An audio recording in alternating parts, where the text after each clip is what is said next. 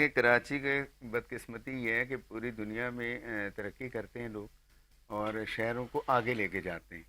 اور جس طرح سے بھی انہوں نے مثال دی فہد بھائی نے لاہور کی، تو لاہور کوئی ایسا بڑا شہر نہیں تھا، لیکن مطلب اس طرح سے ترقی یافتہ نہیں تھا، لیکن بنا جس دیا. جس طرح سے ہاں وہاں پہ کام ہو رہا تھا تو فیصلے وہ اچھے بڑھتا کیے. گیا، اس کا جو ہے نا وہ امیج بہتر ہاں ہوتا گیا. کراچی کا تو شروع سے امیج بہتر تھا، انٹرنیشنل سٹی تھا. کیا بات کر دی. ابھی سو ٹرو. ذکر کیا 100 سال پہلے ٹرام بھی چل رہی تھی، ریل بھی چل رہی تھی، سرکولر ریلوے چل رہا تھا، کیا کیا چیزیں نہیں تھیں ٹورسٹ یہاں پہ، سٹی تھی ٹھیک ہے سر نا، یہ. ہاں ٹورسٹ سٹی تھی. اس کو سر میں تو اسے سازش کہوں گا کہ ایک سازش کے تحت ہمارے اس ہب کو برباد کیا گیا. میں تھوڑا سا یہ آپ سے بھی عرض کروں گا کہ اب اس معاملے کو ہم آگے لے کے چلتے ہیں، کیونکہ دیکھیں پوری دنیا میں اصول ہے کہ جو جب مالک ہے نا عمارت کا، وہ ذمہ دار ہوتا ہے. پہلی ذمہ داری اس کی ہے.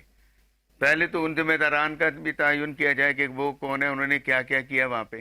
ہم آگے دیکھیں کہ اب ایک طرف ہم دیکھ رہے ہیں کہ ری ہیبلیٹیشن ہے، کمپنسیشن ہے ان کی، وہ کس طرح سے ہو سکتی ہے. تاجروں کو کس طریقے سے ہم دیکھیں آگے عید آ رہی ہے، یہ پورا کاروبار ہے، پورا آپ کو پتا ہے گل پلازا پوری دنیا سے لوگ آ کے، ہم خود جا کے وہاں سے چیزیں شاپنگ کرتے سر, کراکری وغیرہ لے کر آتے ہیں. تو اب وہاں پہ ابھی شادی کے سیزن ہے، سارا کچھ اب اتنا کچھ برباد ہو گیا. اب اس کی کس طرح سے ان کی ری ہیبلیٹیشن ہونی چاہیے.